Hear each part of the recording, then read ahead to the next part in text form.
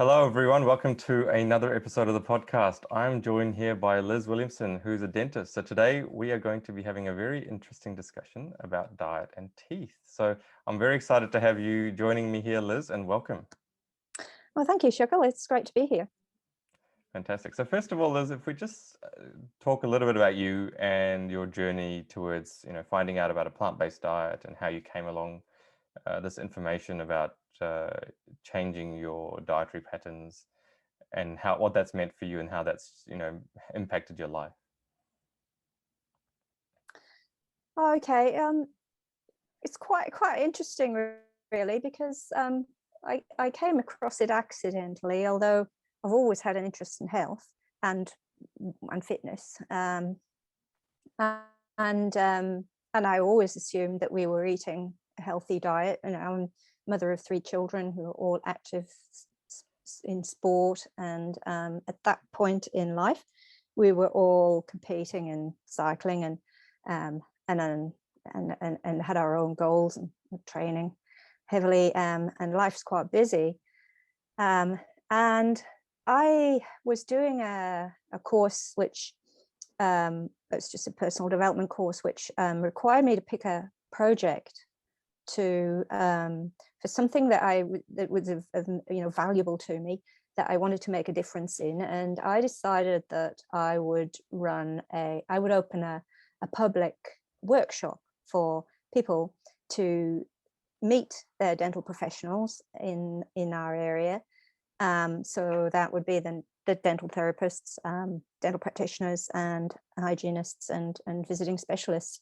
And so I started to organize this workshop, and I decided, well, I better know a bit more than just my own knowledge about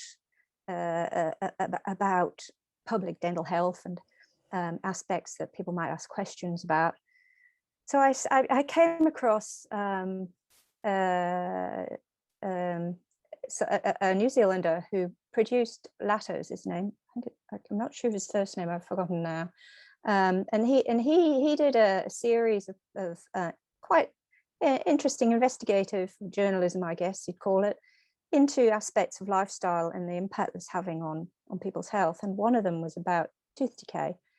And so I had a look at that, and I thought he started to talk about factors that I wasn't used to hearing in dentistry. A lot of it I was, but some I wasn't. And he mentioned a few aspects that were new to me. And I was having a conversation with a medical friend of mine, and she said, well, if you really want to learn more about that, you should watch Forks Over Knives, which I'd never heard of. And so I did. And I guess it was really Forks Over Knives that sealed it for me, because I realized the big picture then, that sugar might be bad for your teeth, but what else is it doing? And I was horrified to think that the fructose in our processed diet was what it was doing to our livers, and various other areas of metabolism. I obviously watched that sugar film by Damien Gameau, which was is a horror story of dental disasters, and biological horror story of the effects of sugar on your metabolism. And I decided there and then that we would go sugar-free. So being the chief cook and bottle washer, the rest of the family sort of had to go along with it. I also decided we weren't going to eat meat, because I'd watched Forks Over Knives, which horrified my husband, Martin, at the time. But it was really when I said we're not eating cheese that it started to cause some family friction. So it had to be that, if you want to, you can't beat them, join them. So Martin watched Forks Over Knives, and he's been a medical practitioner for 35 years. So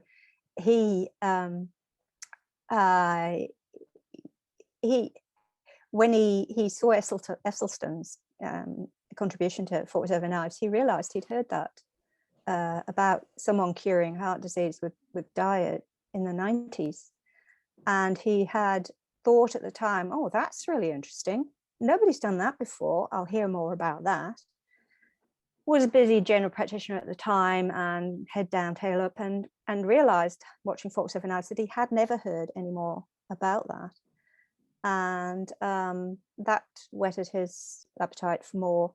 He works in the University of Otago academic, teaching medical students rural medicine, and so he has an interest in research, and he has access to university library. So he just spent the next 8 months burying himself in research, and we'd have a new book arrive every week.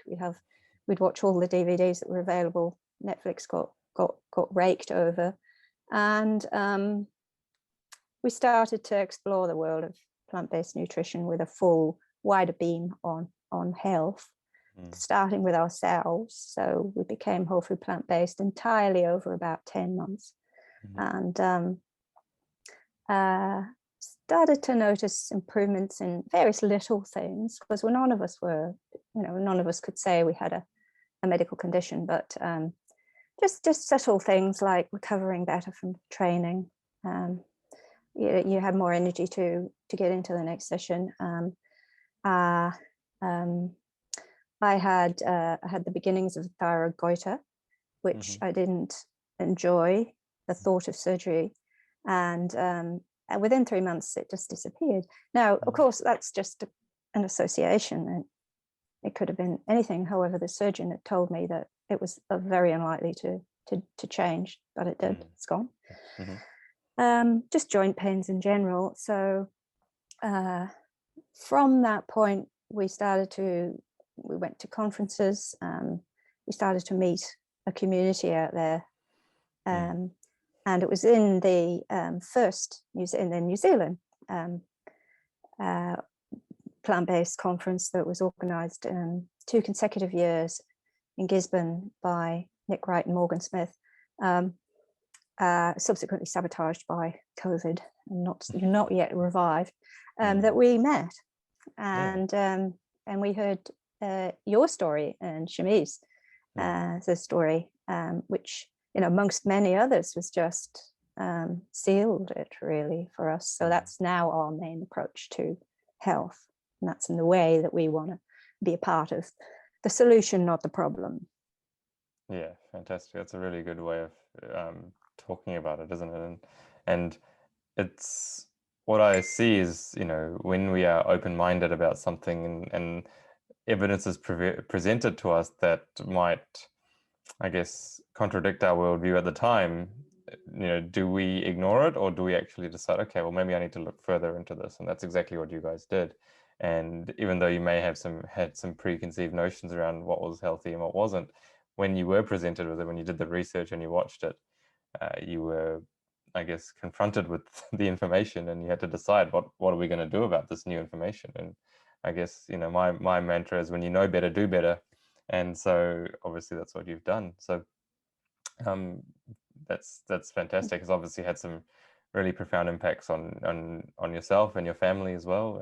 And as we've also experienced the same benefits, from what happened to Shamiz, for him, for me, for our family and my parents as well. So it's it really does become a life-changing thing when you do embrace it and take it on board.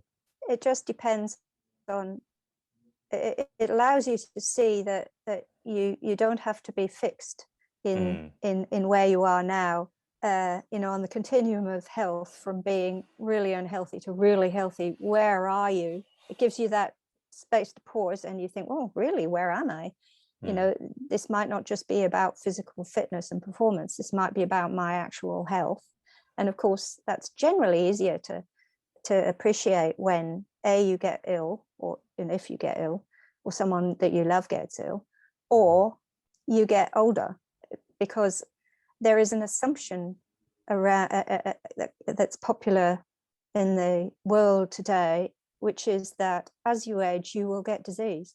It's just an assumption, and it's just a sign of the world that we live in. And I'm challenged that, as we have got examples of that isn't the case, and that perhaps we should be curious about what it is that those people are doing in their cultures and their environments to preserve their health as they age. we have never had a better opportunity as human species to take advantage of that. That's my view. Yeah, absolutely. And that's such an important thing, isn't it? Actually looking at people who are getting the results that you want and then trying to figure out what are they doing differently to what I might be doing, and trying to obviously look at that evidence, but also look at the published evidence to show different patterns. And when we look at studying populations, what are people who are healthy doing as a general rule? And I think it always comes out that the more plant-based the population eats, the healthier they are. And so you can take from that, maybe we should be going plant-based. So what I'm interested in is, how has that affected your professional work from a dental perspective? So what did you look into, how diet may affect? Obviously diet has a big role to play on what happens to our teeth, but you know, basically everything we hear from the dental community is just sugar, sugar, and sugar, which is obviously very important. But are there any other things that you found, maybe by opening your eyes to some new information, that could be of interest to people who are listening today?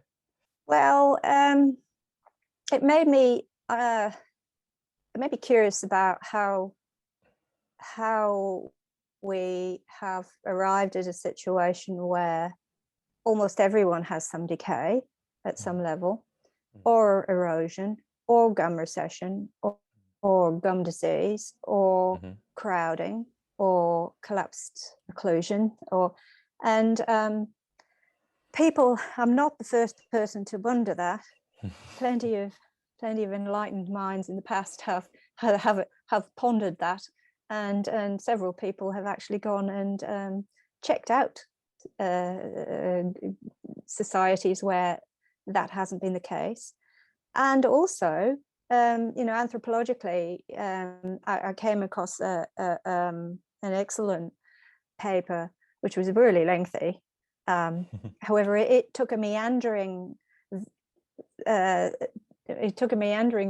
from the beginning of time for humans and our ancestors, the Neanderthals, and bringing it through to the present day. And it looked at things like what people were eating, what the culture was supporting, the impact on their facial skeleton, the impact on their jaw size, the impact on their tooth size, the impact on whether they had decay or not, the impact on whether they had gum disease or not, and plotted it through time to the present day. And it was a really fascinating read. And I don't know how much you want to go into that, but what it kind of seems to have, I mean, we're always evolving, so there's nothing more sure than change, is there? So as soon as we discovered fire, we started to cook food. And I understand, because this is just my understanding from what I've read, I'm not an expert, is that allowed people, our ancestors, to cook meat. And it also allowed us to cook raw foods, which allowed us to eat more. So we could get more calories out of, we could actually digest more food more quickly if it was cooked.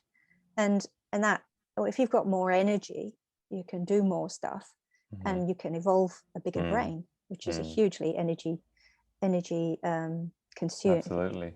Enormous amount of energy that we generate goes to our brain, which allows us human beings to develop aspects of our species which other species don't have, such as our imagination and creativity, and the ability to imagine something and then create it seems to be, by and large, unique to the human species. Absolutely. And so I'll kind of take you through that a little bit around how, from my research, what's happened from that perspective. How did we start to eat more calories? So we went from a very kind of gathering kind of society where a lot of our diet was mostly you know, obviously before fire, it was mostly kind of berries and shrubs and leaves, and there may have been some animal proteins in there, but mostly like a very plant-based lifestyle. And then from there, we found fruits. Okay, so we went from berries and leaves to fruits, which are more calorically dense, which allowed us more time to not have to look for food, which enables you to contemplate. Okay, so then fire came along, and from my understanding from the research, that's when we were able to cook a lot of starches. Okay, obviously there was in certain parts of the world a requirement to eat animals, and no one's going to deny that, but I don't believe it was as widespread as what has been talked about, because to actually put the energy and effort in to hunt down an animal and kill it, and you're putting your life at risk, whereas if you can grow some sweet potatoes or something like that, it's much easier. And humans, as we know, don't like to do things that's difficult if we don't have to. So the starch was a big part of our brain development. The fruit and then the starch was a big part of our brain development, because as we know, the brain runs on sugar exclusively, on glucose.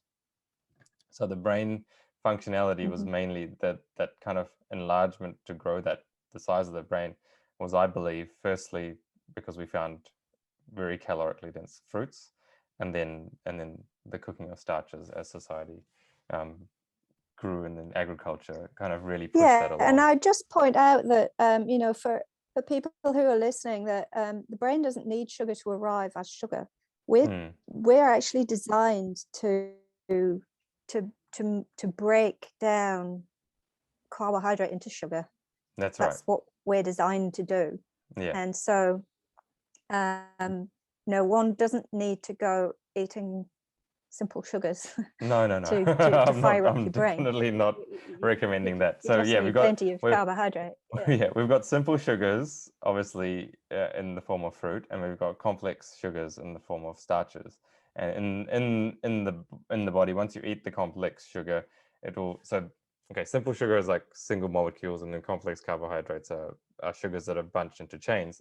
And so in the digestive tract, the body will break down those chains of complex sugars into simple sugars that go into your bloodstream, and then obviously will get transported into different areas of the body where it's needed. So yeah, exactly. So that's kind of from my understanding. It's interesting. It's just interesting. You make a point about one of the pros of being able to cook and eat higher energy foods allowed human beings at the time to be able to have time where they're not pursuing food. And recent work that I came across indicated that they looked at activity levels of a tribe in Kenya who were living as close as possible to their traditional ancestral lifestyle. And because it wanted to know whether they were more active, because they had to forage for their food, and they trapped. So they weren't hunting, but they were trapping, which is much a lazy way of getting meat. And what they found was that they actually weren't particularly any more active than a lot of people today, but it was activity, not purposeful exercise. So they're just generally active throughout the day, but not necessarily in a total volume any more than now. But what they did do when they didn't sit, they were squatting, or they were leaning, or they were if they were sitting on the ground, not in chairs, and that requires more activation of your muscles and your body. And so from a lifestyle perspective, it's healthier. And so it was interesting that they weren't actually out there all day every day moving, but because they had enough energy from everything that they got within sort of a 2-hour period through the day. Yeah. Oh, that's fascinating. Absolutely.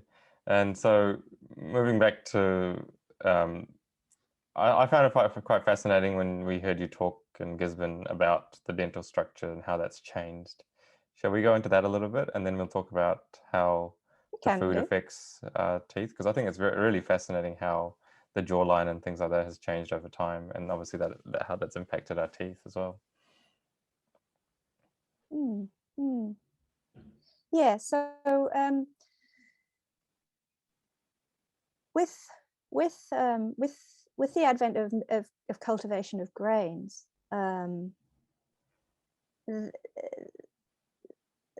the agricultural revolution, I guess, which was around, I guess it depends on where you are looking in the world, but I think the accepted figure is between 12 and 10,000 years ago. With the cultivation of grains and the ability to cook them, you started to develop the ability to form a gel-like substance, which we call bread, and that's carbohydrates in a gel-like form, and lots of advantages to having that. It's just that it did provide an impact on the oral environment in that it is a bit sticky.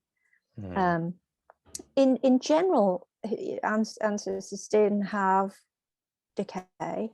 Believe the Neanderthals had a lot of gum disease, and I haven't really found out why that would be the case.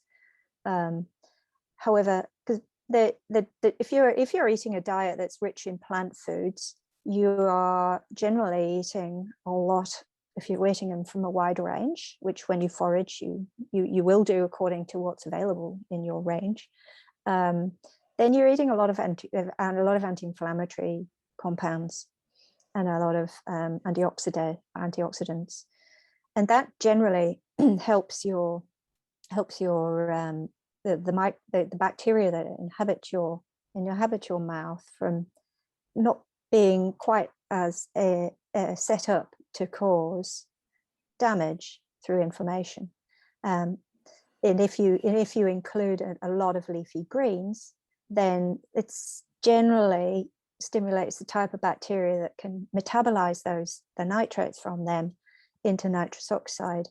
And in fact, somebody asked the question prior to this podcast about, do antibacterials interfere with those bacteria? And and fluoride is an antibacterial, as are other chemicals in our mouthwashes, and alcohol's one, and our mouthwashes and our toothpastes, and yes, they can.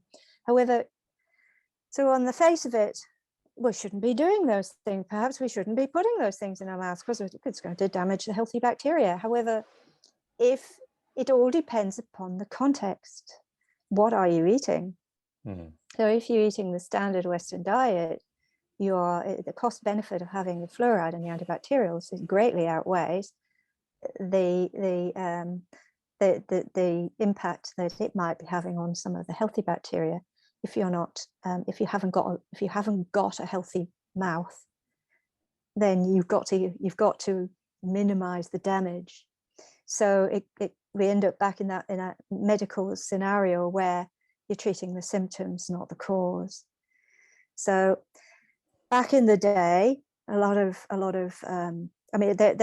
people in those days, it was about getting enough food. It was about getting enough calories, and to be able to mill grain and store it and create stuff like bread, which you could again store, and transport, was an advantage. This is survival to your survival and your family and your tribe, and so that was an advantage.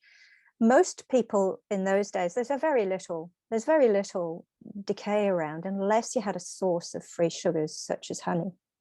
So tribes that had access to honey, they had decay, and it was largely on the top surfaces, from what I understand, and between the teeth, which is where free sugars would congregate with saliva. And those tribes and individuals, they had just the same issues as we have today, and they didn't have anyone able to provide a fancy filling. So and we are the only animals to suffer from decay. So decay is decay comes about because of bacteria fermenting sugar and producing an acid as a byproduct, and that acid just dissolves our teeth, which are the hardest structure in your body. So and the enamel of your tooth is stronger than steel, but it's more brittle, but it's incredibly strong.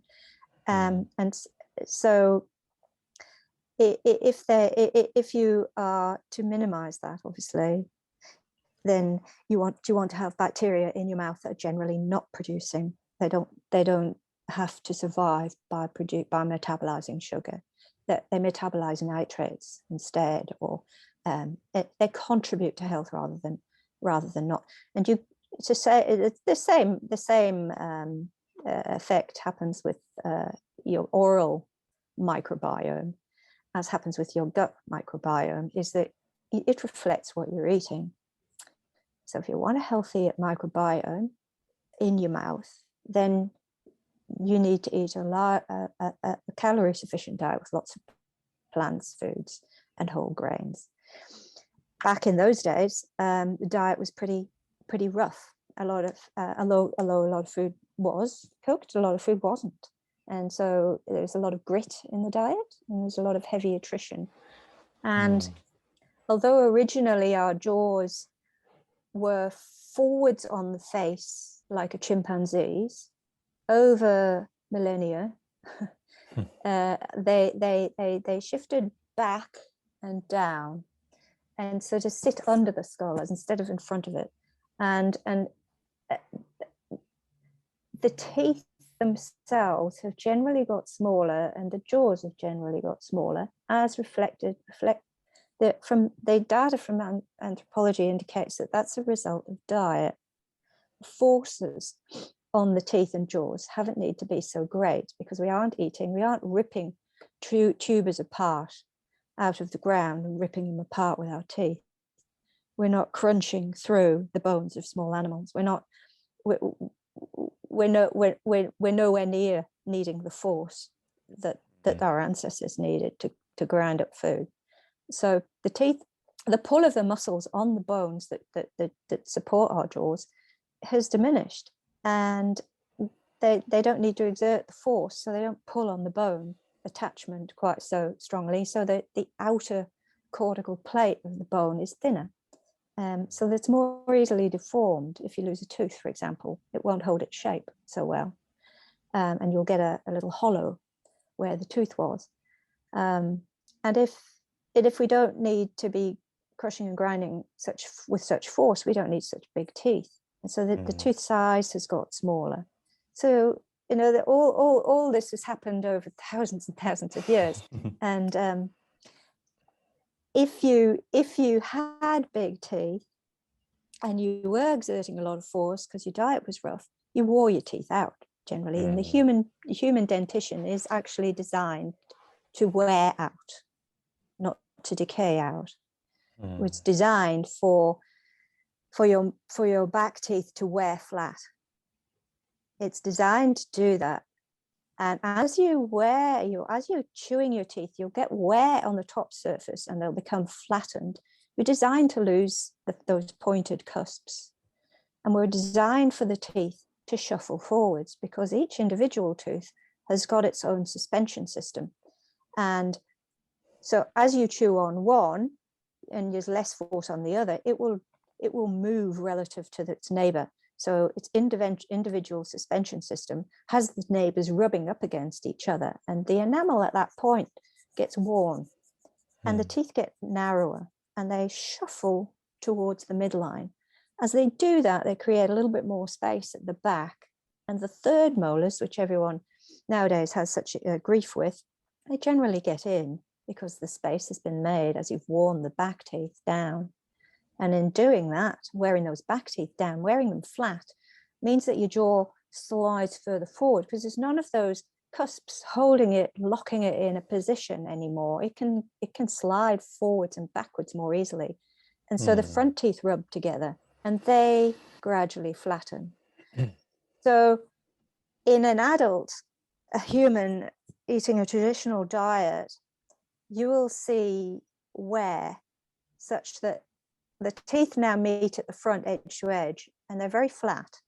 And they're generally, their third molars have erupted without getting stuck.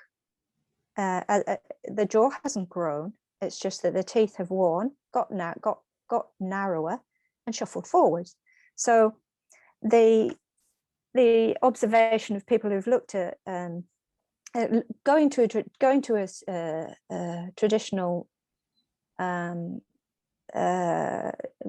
an environment where people have are eating and living in their traditional environment is like stepping back in time, I guess, because you can see how the human dentition used to look when we ate whole plant foods predominantly.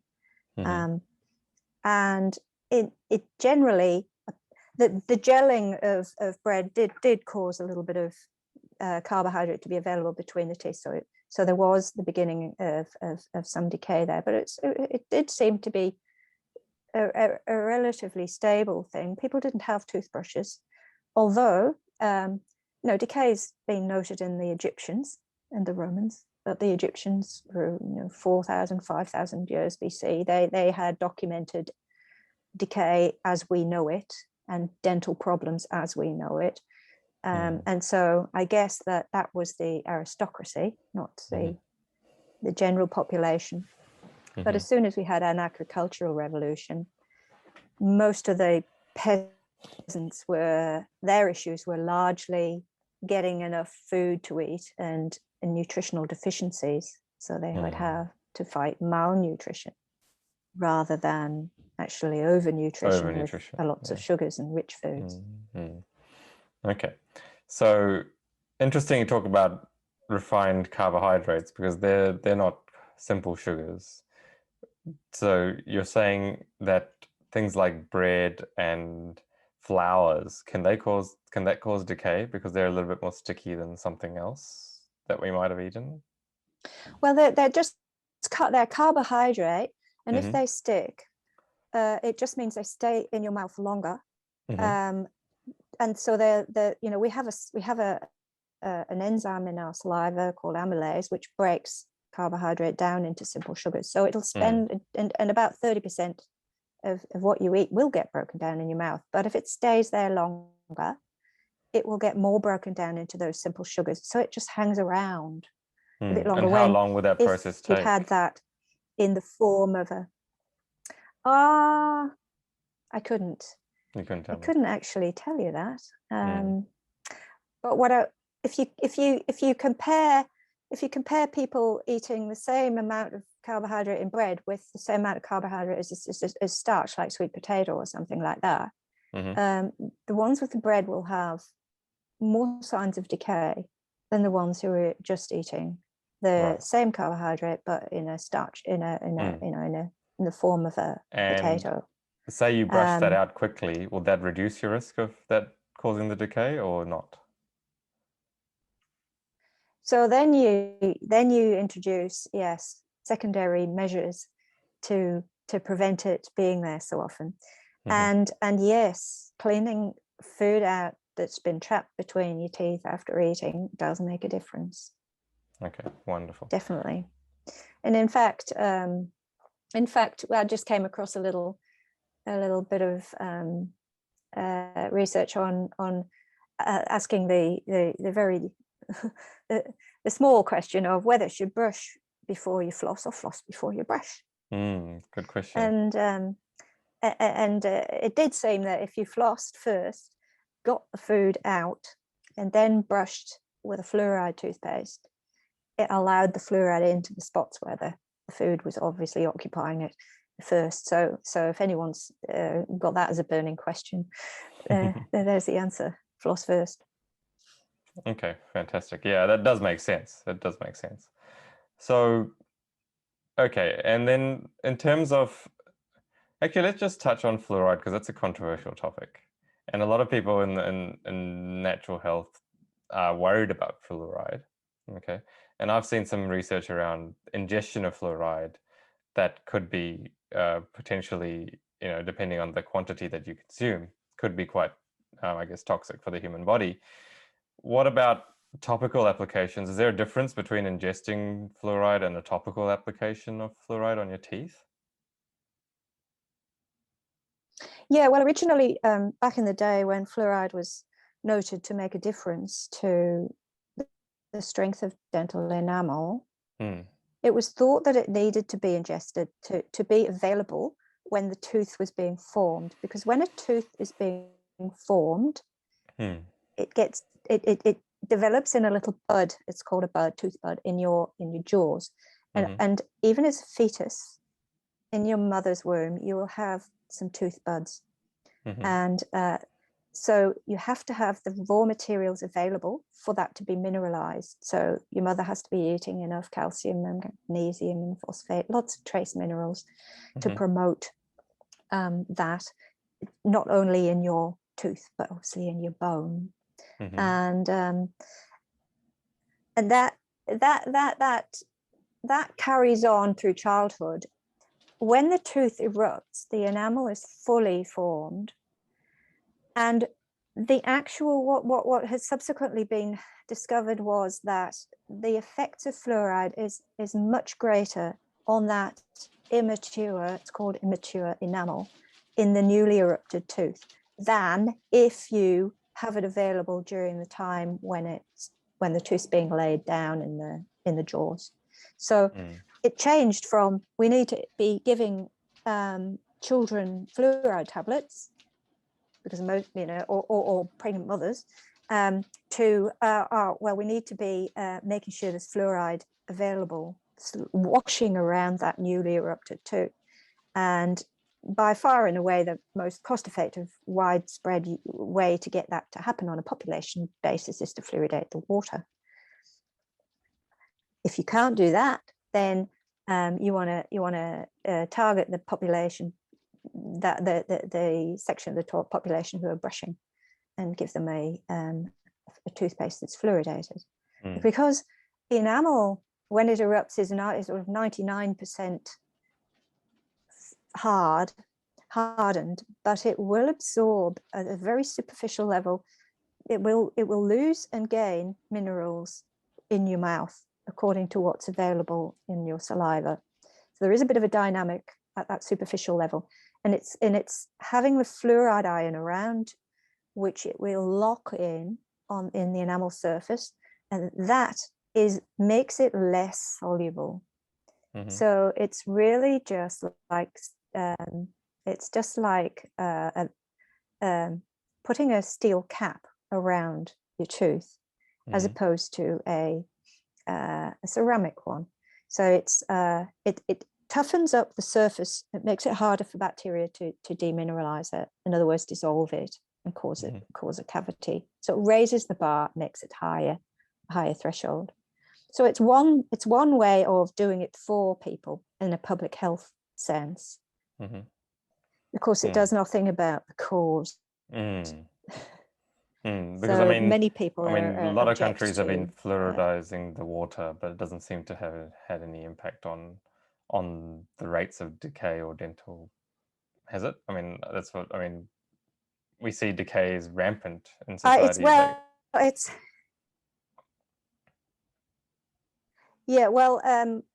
Two things. I won't go into too depth about this because I don't know enough in depth, except for public health. There is no question it makes a difference.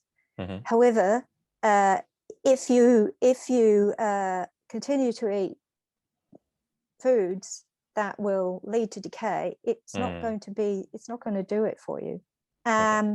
You will minimize the impact. So you're minimizing the impact.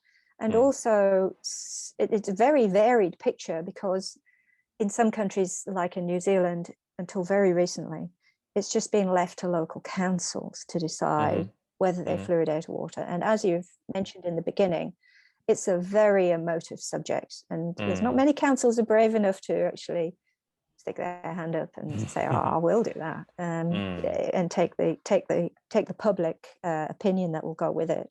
So it's actually not happening in a coordinated fashion in a lot of countries. So, you know, that impacts the figures nationally for tooth decay. So you can't you can't compare, you have to compare apples with apples.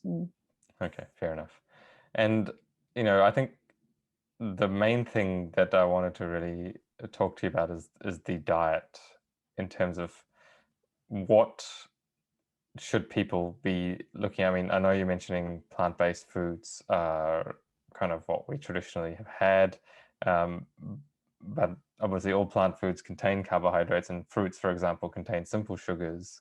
Is there a difference between eating a whole plant food, like, for example, a complex, like as you mentioned, sweet potato, for example, or like an apple or a banana, compared to a refined sugar, you know, that someone might eat in a cake or a cookie, or drinking soft drinks like Coca-Cola or something like that?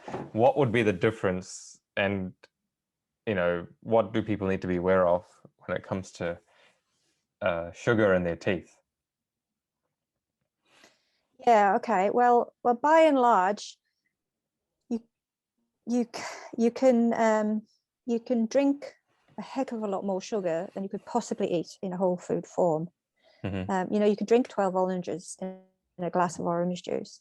However, I'd hesitate to say how many people would easily be able to sit down and eat 12 oranges at one sitting, because of the fiber that's included. So there's that one point is the volume of sugar you can endure, you can take in any one sitting is so much higher in a processed form. It's also completely freely available, so it's immediately available in your mouth as simple sugar, instead of having to spend long enough there to be broken down, and it's only partially broken down in your mouth. So its transit time is slowed.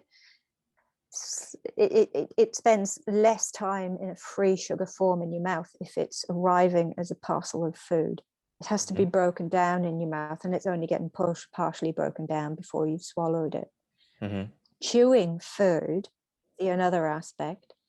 Now, chewing food stimulates a lot of things in your mouth.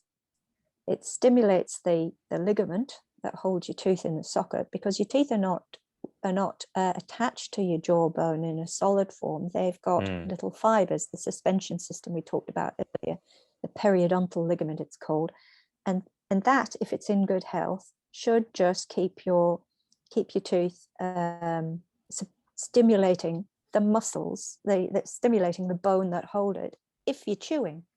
So you chew on your tooth, and it moves up and down slightly in its socket.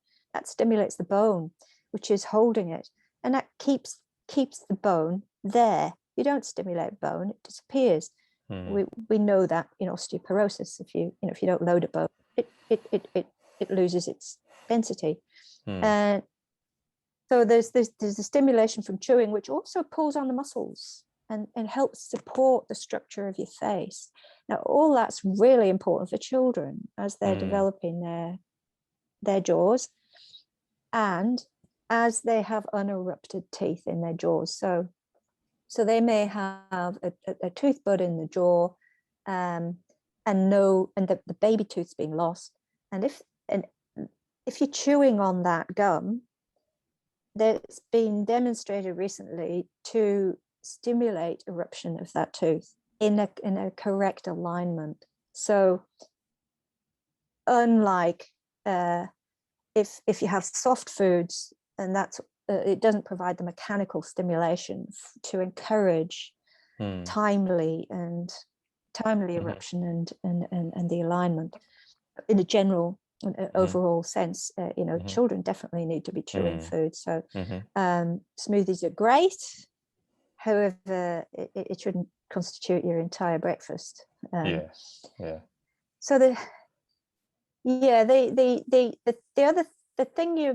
the thing that's most important also about food and your mouth is as we've talked about, the antioxidants and the anti-inflammatory compounds that are contained in whole foods. You miss out on all of those if you're eating a heavily processed diet.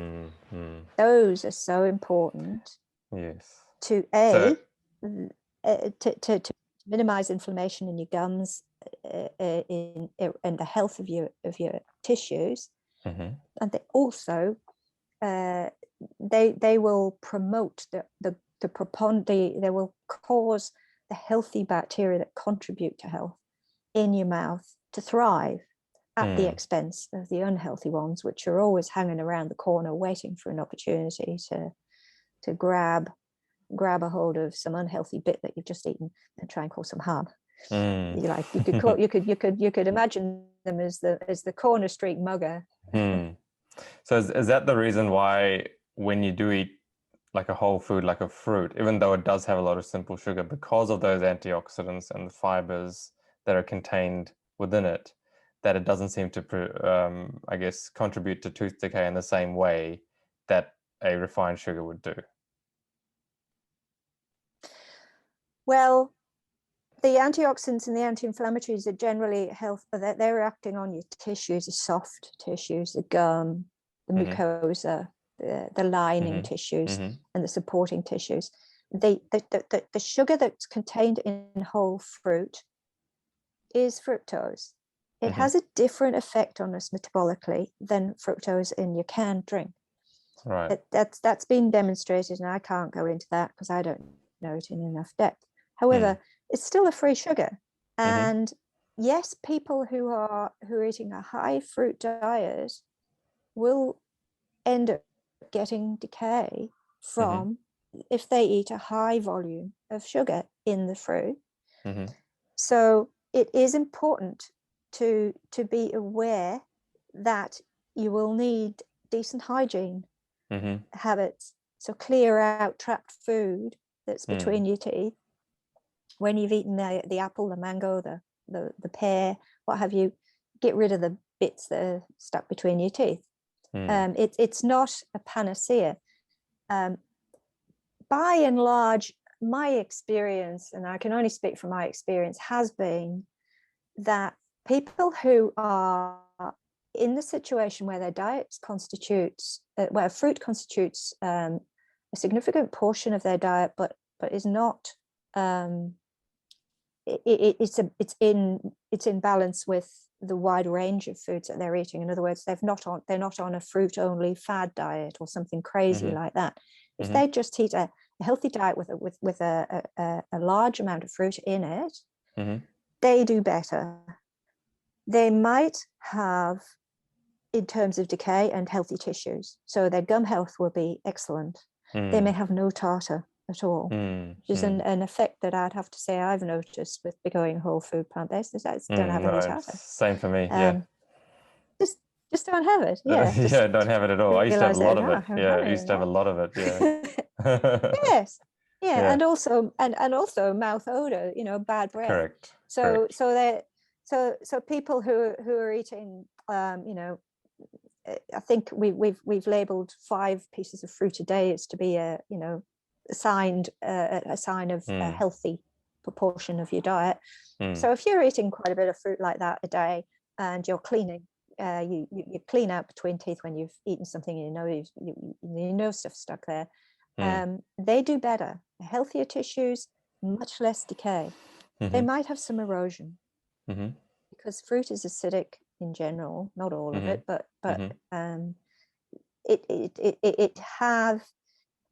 it's the frequency with which you have acidic foods arriving that drives potential for those bacteria that like it to be acidic to generate decay from the sugar. So if you suck on apricots all day, you are more likely to have a situation where your saliva is trying to return to a neutral environment, but you keep dripping acid in there every 20 minutes, and it takes half an hour for the saliva to what we call buffer it. In other words, return it back to a neutral pH. And that is, it just means that the bacteria that like it acid, that produce more acid from the sugar, get more chance if you frequently eat the fruit. That's what I've In seen general, in the research as well. Have fruit at your meal times. That's what I've seen in the research, is that yes, if you're like constantly snacking on things, then you're obviously, every time you eat, the mouth pH becomes more acid, right?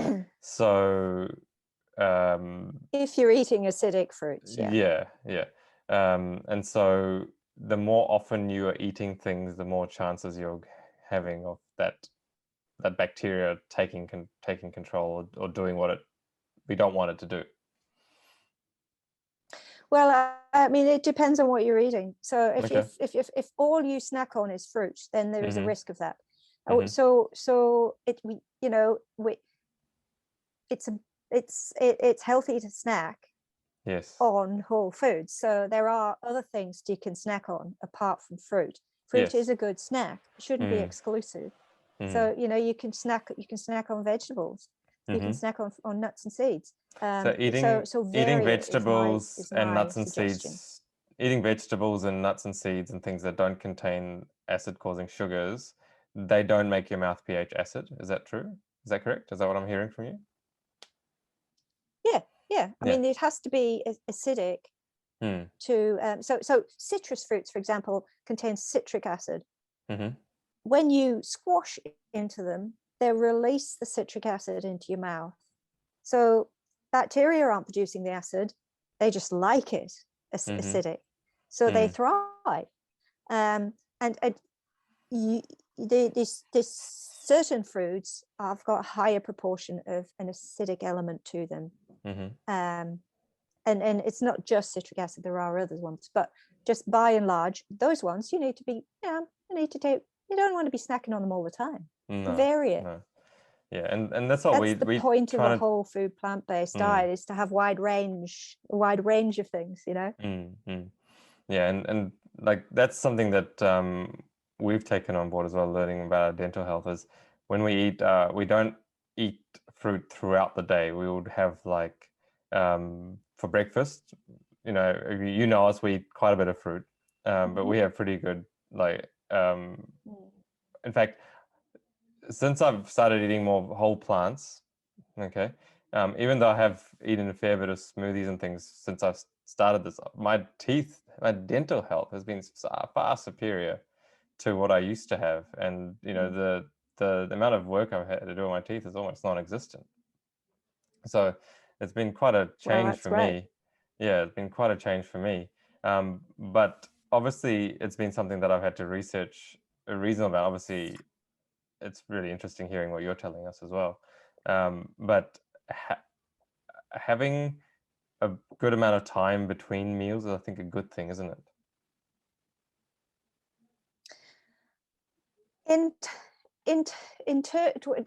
Yes, I'd say. There are different stages of life, and there are different demands on different individuals that mean that is perhaps less of a good thing. So if you're an athlete in training, or you're a child growing up, then no, you need more. You need more. You need food in between meals.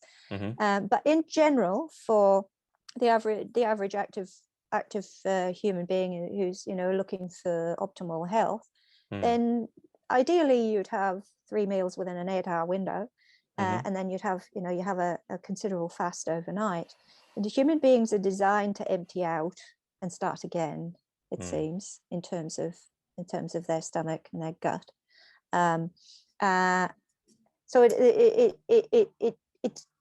I'll just caveat with that, as long as you're getting enough calories from your meals for everything that you need to do, then you don't need to be snacking.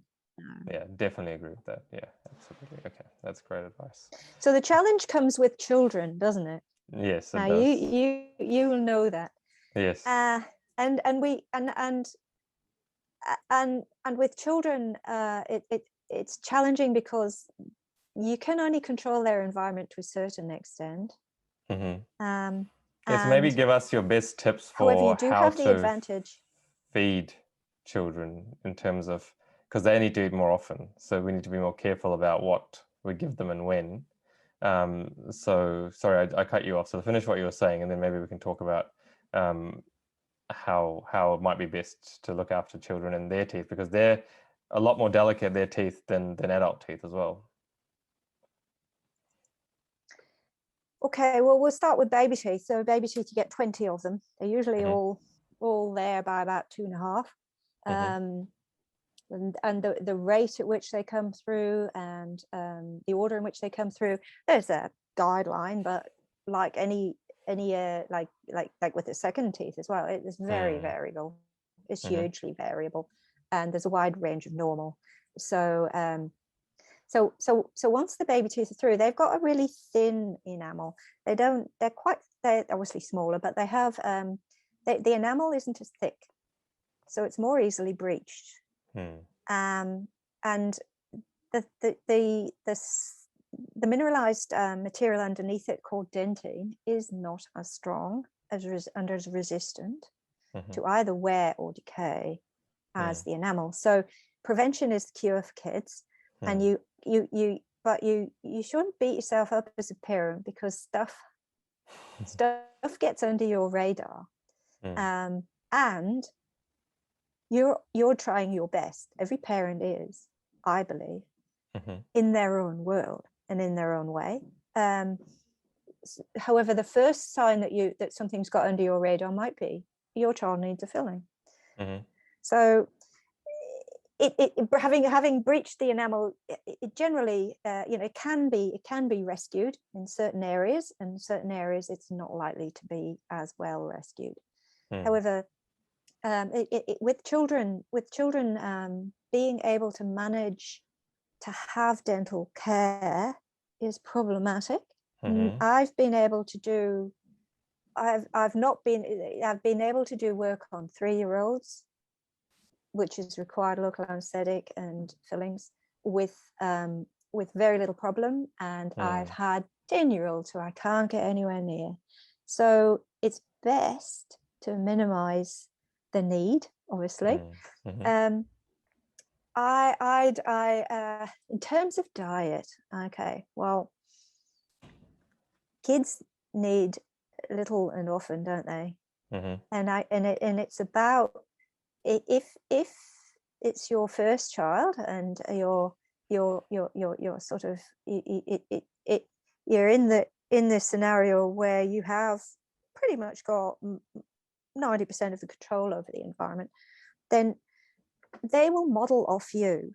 So they basically, their environment you created, but they're living in your environment. So as a parent, if your environment is a good one and a healthy one, it actually supports your child in lots of ways. The only foods in the house will be healthy snacks. So you've got chopped up vegetables available in the fridge that they can help themselves to. You might be creative and produce some healthy dips that they can use, some hummuses and whatnot. You'll color up the afternoon with a bright red berry smoothie, and call them creative names. You might make smoothie bowls where you add some nuts and seeds on top, depending upon the age. It's all got to be appropriate to their age and stage. So there are ways you can be creative. And I get where it seems to get unstuck is when people get busy and the child's in childcare. And then there are rules, and the childcare will only allow this, they will only allow that. So as with anything else to do with a healthy diet, is you do your best. So you aim for the best that you can do in the circumstances, and so you always pick the healthiest option for the child. It might be possible sometimes when you're out to have a sorbet in a tub, as rather than a whole fat dairy ice cream. Or you might be able to have a coconut one as opposed to the dairy one. So you're always making those healthy choices as much as you can for the kids, and just explain. Kids ask lots of questions and answer them. So we eat this way because it's the healthiest way to eat. and we want you to be healthy. We want to be healthy. Just simple, keep it simple. And children will make their own choices from there, and they will make mistakes just like you do. We're all going to make mistakes. And it's a question of supporting them. Yeah. And I think that with hygiene, it's similar. You demonstrate it, you expect it, you demonstrate it. I've had 3 kids, and I would say that there are plenty of times where, in terms of getting the teeth brushed, it was come here and grab you, and that's it. You know, it's not negotiable. Yes, we would like you to do it yourself in the bathtub. Yes, we would like you to, you know, to enjoy cleaning your teeth. And however, at the bottom of the line is they get cleaned. And if you're not going to do them, I will. So and they've all grown up normal and not damaged as a result. They're fairly robust individuals who don't hold it against me. I think as a parent, there's some things you have to do that the kids might not like. You know, as a parent, there's some things you have to do, safety reasons, you know, that you have to put in place. Kids aren't going to like everything you're going to do, and that's fine. Yes, that's okay. And you know, you can't always expect them to like everything, but that's part of growing up, I suppose. There's certain boundaries and things that you can't cross, and every household has their own, and every household has different levels of expectation, and you do as a parent what you think is best for your kids, and the rest of it they have to figure it out on their own. Yeah, so you support them in it, and you model it, and you do your best, and you do it with compassion. I think, you know, if there's a bottom line on something and it's going to have to be done, then do it compassionately with your child. You know, don't do it roughly. Just when we go back to pregnancy, and you know, if we're going back to the beginning as a parent, the best thing a mother can do for her child is to set the scene well with a healthy mouth themselves, because you're going to seed the baby's microbiome with your own. So being pregnant is the very first opportunity to make a difference to your child's microbiome in their gut as well as their mouth. But if we're focusing on teeth, quite often people will have, you know, there's raging hormones when you're pregnant, and those they can cause effects on the tissues in your mouth, but so people can get bleeding gums when they don't normally. They can get swellings, they can get buildup of tartar. All these things can be abnormal to them that are related to pregnancy hormones and the changes in the saliva. They're temporary, and they disappear as those hormones recede. They can hang around a bit longer if you're breastfeeding, and which is obviously advantageous, but they aren't going to make a difference. Your teeth aren't going to fall out, and they don't cause decay in your teeth. However, habits and behaviors change when you're pregnant, can change, and you might have urges for different foods, and it's those that are more likely to have an impact on what happens to your teeth and your gums than hormones directly. Your saliva when you're pregnant, it doesn't buffer the acids quite so well, so it's compromised in that ability, and you just want to be careful with what you snack on when you're pregnant, if that's the case, in terms of fueling the wrong bacteria and developing decay. So that can be a reason why some people, when they're pregnant, have a drier mouth, and the saliva doesn't work in such volume, and it doesn't mop up the acids quite as well. And if they have a hankering for chocolate biscuits every afternoon, then they're going to get decay. And it's not the pregnancy that's caused it. It's it was your hand that reached for the chocolate. But so just to be aware that when you're pregnant, those kind of susceptibility level, you know, you're more susceptible on average, not everyone, but it has been known. And so you want to set yourself up to success. So you want healthy snacks around the place that you enjoy, and you want them easily available. You're not going to have to spend time getting them ready. You want them readily available for you, and that's a good practice run for when the baby arrives. The bacteria in your mouth are going to be demonstrated in your child. And so if you've got healthy tissues, healthy bacteria in there, then you're giving the child a good start. And thereafter, it depends upon who's the primary caregiver. You know, when I was little, my mum used to lick a hanky and rub my mouth or nose if I had a smear anywhere.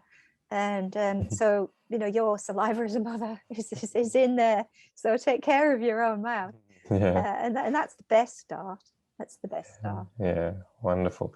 All right, so I think we should just maybe do a little recap, because we've covered a lot of different topics here, and a huge amount of interesting information that I wasn't aware of, and I think a lot of people aren't aware of, that how we've got to where we are in terms of our dental health, our dental structure, the types of foods that we should focus on, and so I think we all should be aware of the amount of sugar that we eat. So that's something that I think is very important to make people aware of that. And the frequency. And the frequency. I was just getting to that. So I think the frequency is something that's really important. How frequently you consume sugar in your diet is really important. And that, I think, is something that a lot of people aren't told.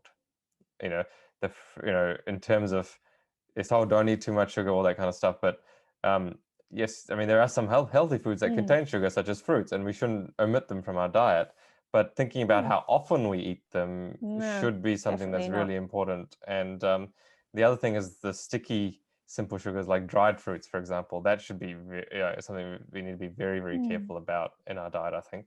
We didn't really touch on that too much, but I think, if you think about sugar being an issue. They're not just sticky. Yeah, they're not just sticky, they're concentrated. That's right. That's right.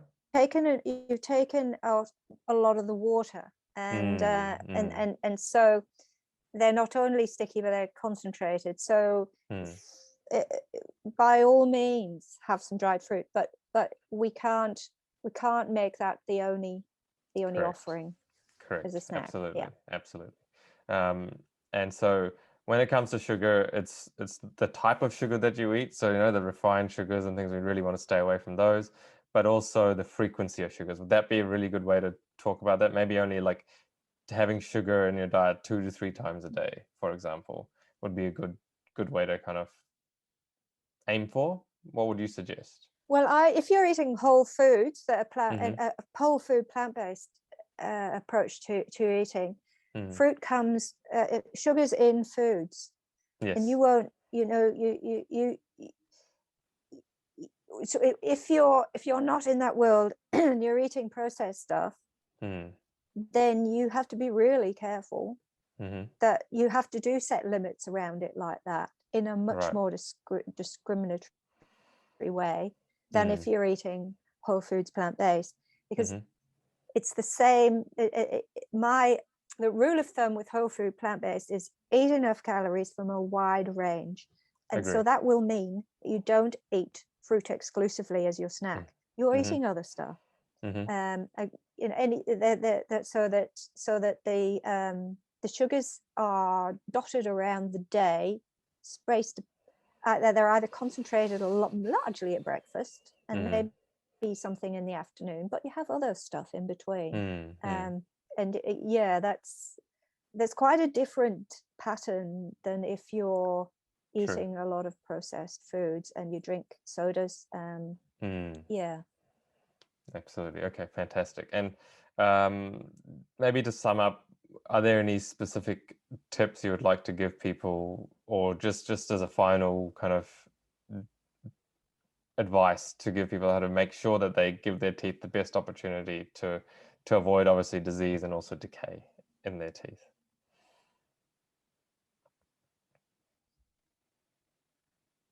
Meat for whole foods, mostly plants. Whole foods.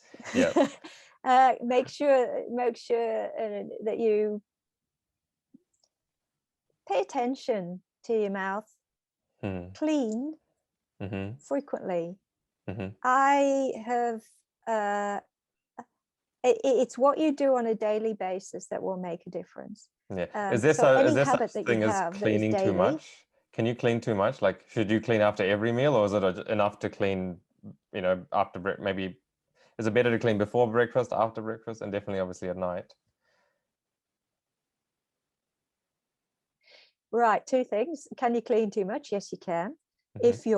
If you're brushing, Mm-hmm. you've got a nylon brush, which is loaded, which is abrasive, and add an abrasive powder, which is toothpaste or a gel, and then put some elbow grease behind it. And yes, you can rub away enamel over years, especially if it's frequent acids, because it's thinned. And you can strip the gum line down. So you can be too frequent with your brushing. And if you have a habit of eating fruit in the evening and then you brush your teeth within that half hour before you go to bed, you will have softened the enamel with the acid.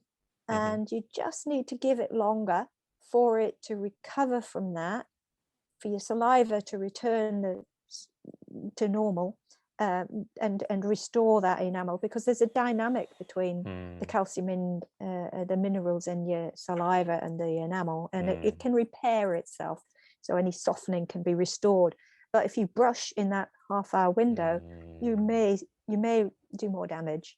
In fact, you do. So yes, you can clean too often. I'm not saying that you could floss too often. I would prefer I'd suggest that people think of the environment when they're flossing and look for silk floss, so that we're not producing gallons and gallons of floss that's plastic in the environment. What was the other one? Can you brush too often? Can you floss too often? Yeah, mouthwashes. I'm not a fan of mouthwashes. I think there's a lot of research come out that it's not as good as it was originally kind of portrayed to be, the alcohol and things like that. Well, the alcohol, yes. I mean, you some tissues need to heal after surgery. You it's quite often helpful to have a mouthwash. Daily mouthwashes, I'd steer clear of them unless you are compromised and you are really needing to. It's just that the antibacterial nature of them you don't need to sterilize your mouth. You don't want to sterilize your mouth. You want the healthy bacteria, and you'll knock them out just as well as you'll knock out so avoid alcohol in them.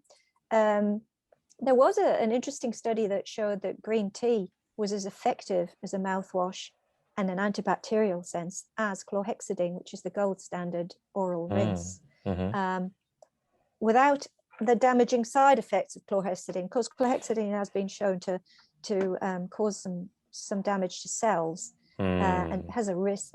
And it's not unknown to. It has been known to have allergic effects too. So we're not really keen on chlorhexidine. Not many people are wanting to rinse with green tea, but you can, and it will have the same effect. Okay, great. So if you want a mouth rinse, cold green tea. Cold green tea, all right. Some people will get staining, but you get staining with chlorhexidine. Yeah, all right. Well, I think that's some fantastic tips, and I think we've covered a range of topics. I think a lot of people will find very, very beneficial, and explaining the whole idea behind how to keep our teeth healthy, I think is very important, because a lot of mixed messages, and it's quite hard to navigate that. I mean, I found that in my own life, trying to navigate that process, because in the past I've had huge issues with dental health, and changing to whole food, plant-based diet solved so many of them for me. So I really wanted to make that important distinction about, it really is, you are what you eat, and obviously that impacts on your dental health too. So thank you so much. Yeah, I mean, it doesn't make any sense that it doesn't make any sense that what's healthy for your body might not be healthy for your mouth. So your mouth is part of your body. If it's healthy for your body, it's going to be healthy for your mouth. So yeah. I think I'm happy to. It would be interesting to answer any questions that this might generate from people. So sure. I'm happy to do that. Yeah, absolutely. I really like delving down rabbit holes and looking at stuff from a new perspective. Fantastic. So yeah, so if you've got any questions and you're watching this or you're listening to this, please, ask some questions, and I'll put that towards Liz, and we'll get an answer for you. Obviously, we can't give any personal advice on this kind of platform, but any general advice around dentistry and dental hygiene and dental health, please feel free to ask. Liz, thank you so much for sharing your time with us. I think I really do You're welcome. appreciate you taking the time to share that information with everyone. So guys, if you enjoyed this video, or you're listening to it on the podcast, please give this a thumbs up, share this video around so that people are aware of how they can look after their dental health and some of the history that goes behind how we've got to where we are today. If you've got any questions, as I said, please ask them below. And I guess the overall message, Liz, is eat plants and lots of them. Yeah, and you'll thrive. Fantastic. All right. Thank you so much, Liz. Take care. You're welcome. Thanks, Shukul. Give this video a thumbs up if you know what it's like to live with IBD, and subscribe to the channel for more videos like this. This channel is designed to help people recover from colitis, Crohn's, and any other form of IBD. You can always head to our website, highcarbhealth.com, for a free 30-minute consultation from anywhere in the world. And remember, there is a life after colitis.